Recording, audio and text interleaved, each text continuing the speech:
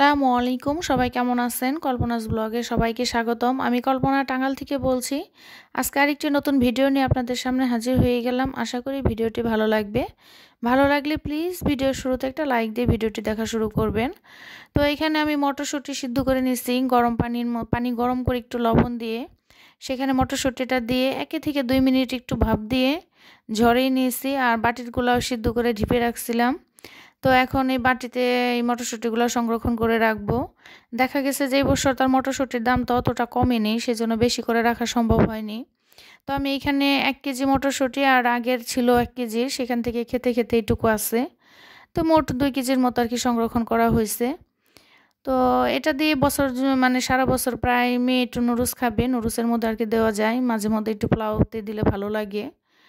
তো দাম কম থাকলে আর কি বেশি করে সংরক্ষণ করা যায়। তো যেহেতু দাম বেশি সেজন্য একটু অল্প করে সংরক্ষণ করলাম। তো এটা এখন ঢেপে রেখে দিব, যে নুডলসের মধ্যে আর বা পোলাওতে দিয়ে খেলে ভালোই লাগে। তো এখানে হচ্ছে 2টা দেশি মোরগ নিয়ে আসা হয়েছে, ভাইয়ের কাছে পাঠাবো। তো ভাইয়ের বন্ধু যাবে ভাইয়ের কাছে, সেজন্য 2টা দেশি মোরগ। তো এনে এটাকে কেটে কুটে পরিষ্কার করে ধুয়ে এখন রান্না করব। এটাতে কোনো ঝোল রাখবো না, একদম ভাজা ভাজা করে ফেলবো, কারণ যেহেতু বিদেশের বাড়ি পাঠানো হবে সেজন্য। এই তো এখন আমি মাংসটা বসিয়ে দিতেছি। এখানে তেল দিয়ে, এখানে পেঁয়াজ খুব একটা বেশি দেব না, তার কারণ বিদেশের বাড়িতে দিলে দেখা যাচ্ছে যে পেঁয়াজটা একটু আমি কমই দিই।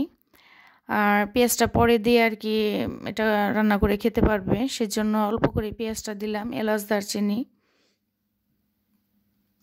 এখানে আর কি দিয়ে দেবো তেজপাতা দিয়ে আর কি মাংস রান্না করতে, মুরগি রান্না করতে যা যা লাগে আর কি তাই দিয়ে দেবো। এখানে গরম মশলা সবগুলাই দিয়ে দিয়েছি। এখন আদা রসুন দিয়ে দেবো, লবণ দেব, একে একে সব মশলা দিয়ে মশলাটা ভালো করে কষিয়ে তারপরে ধুয়ে রাখা দেশি মোরগ 2টা দিয়ে দেব। মোরগ 2টা মাসাল্লাহ ভালোই বড় ছিল।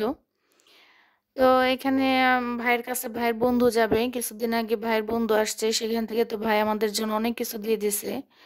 ভাই আমার ছোট আর কি। তো এখন বন্ধু যাবে সেজন্য ভাইয়ের জন্য আর কি কিছু দেশ থেকে দিয়ে দেওয়া।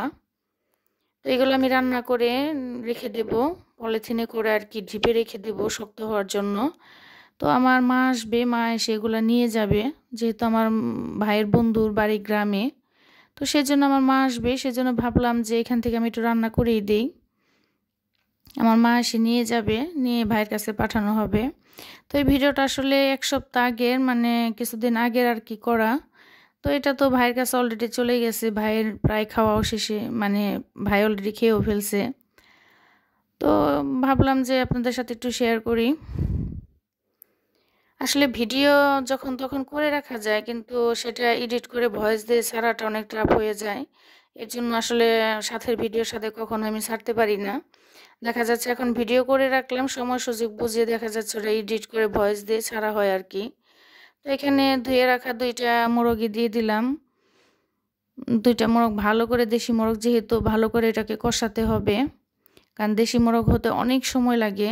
গরুর মাংস বলেন, দেশি মোরগ, সোনালী মুরগি, এগুলো সেম প্রায় সময় লাগে। ভালো করে কষিয়ে নিয়ে এখানে আমি গরম পানিটা দিয়ে দিছি, কারণ আমি সব মাংসেই প্রায় গরম পানিটাই দিই। তো এখানে গরম পানিটা দিয়ে দিছি, পানিটা দিয়ে ভালো করে সিদ্ধ করে নেব। সিদ্ধ করে এই পানিটা একদম শুকিয়ে ভাজা ভাজা করে ফেলবো, কারণ দেশের বাইরে পাঠালে দেখা যাচ্ছে ওটাতে কোনো ঝোল রাখা যাবে না, একদম ভাজা ভাজা করে ফেলতে হবে। না হলে তো আসলে পাঠানোটা অনেক সমস্যা হয়ে যায়। দেখা যাচ্ছে বাটিতেই দেন আর পলিথিনেই দেন, যেটাতেই দেওয়া হোক না কেন একদম শুকনা করে দিতে হবে। তো নামানোর আগে একটু জিরার গুঁড়া দিয়ে দিলাম। জিরার গুঁড়াটা সবসময় আমি নামানোর আগেই দিই। দেখা যাচ্ছে রান্না করার সময় অল্প করে দিয়ে দিই আর নামানোর আগে বাকিটা দিয়ে দিই, তাহলে এটার মানে খেতে টেস্টটা দারুণ হয় আর কি, ফ্লেভারটা দারুণ আসে, বেশ ভালো লাগে। সব মাংসে আমি নামানোর আগে দেখা যায় একটু জিরার গুঁড়া দিয়ে দিই ফ্লেভার আসার জন্য। তো এখানে আমার মাংসটা প্রায় হয়েই গেছে, একদম ভাজা ভাজা করে ফেলবো। তো এখন এটা ভাজা ভাজা হয়ে গেছে, এখন এটাকে আমি পলিথিনে ভরে ঢেপে রেখে দেব। পরে তো এগুলো কস্টিপ দিয়ে বেশি করে র্যাপ করে দিতে হবে, যেহেতু দেশের বাহিরে যাবে সেজন্য ভালো করে কস্টিপ দিয়ে পোড়াটা একদম র্যাপ করে তারপরে দিতে হবে।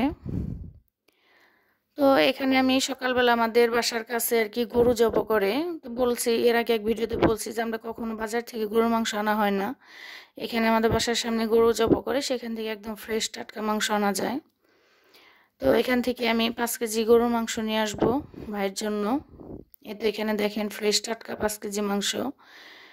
এখানে আমি বলছি যে আমার ভাইয়ের জন্য পাঠাবো, সেজন্য একদম ফ্রেশ দেখে মাংস দেন। মাশাআল্লাহ সবগুলো মাংস অনেক ভালো হয়েছে, ফ্রেশ টাটকা মাংস।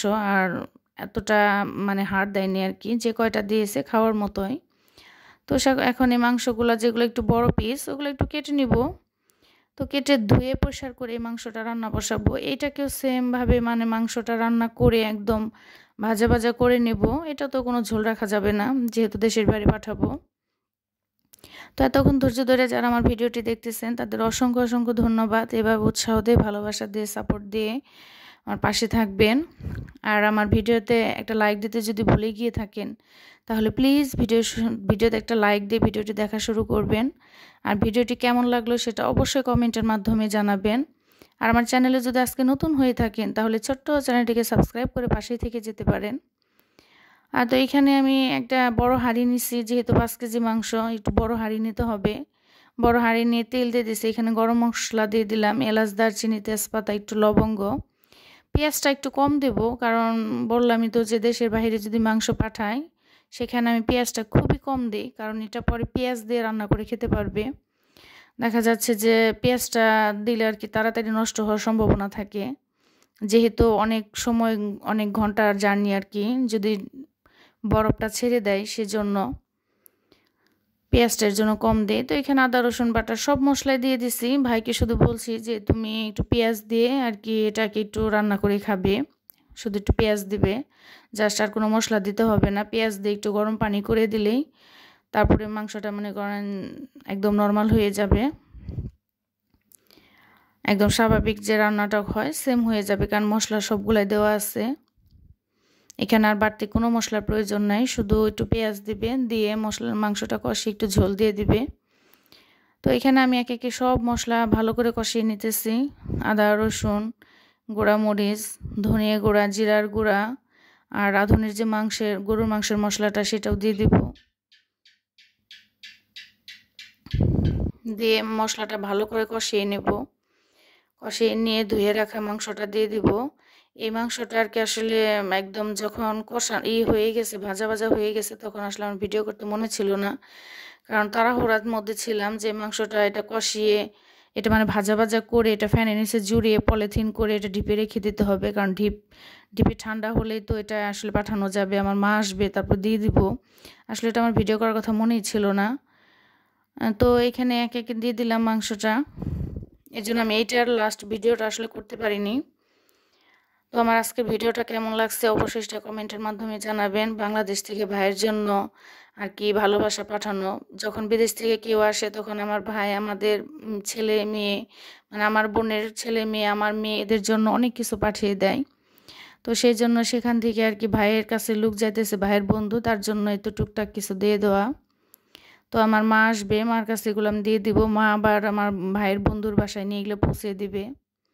ভাইয়ের জন্য আর কি বাংলাদেশ থেকে একটু ভালোবাসা পাঠানো আর কি।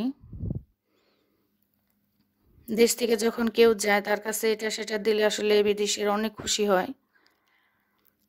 বা বাড়িতে থেকে আর অনেক কিছু দিয়ে দেওয়া হবে, হাঁসের মাংস, কবুতরের মাংস, তারপর হচ্ছে মরিচ বাটা। বিদেশিরা কিন্তু মরিচ বাটাটা খুবই পছন্দ করে বাংলাদেশ থেকে, তো এগুলো দিয়ে দেওয়া হবে। মাংসটা আর কি একটু যেটা আসলে ভিডিও করার কথা আমি ভুলেই গেছিলাম, ব্যস্ততার মধ্যে খুবই তাড়াহুড়ায় ছিলাম। সবাই ভালো থাকবেন, আমাদের জন্য দোয়া করবেন। খুদা হাফেজ।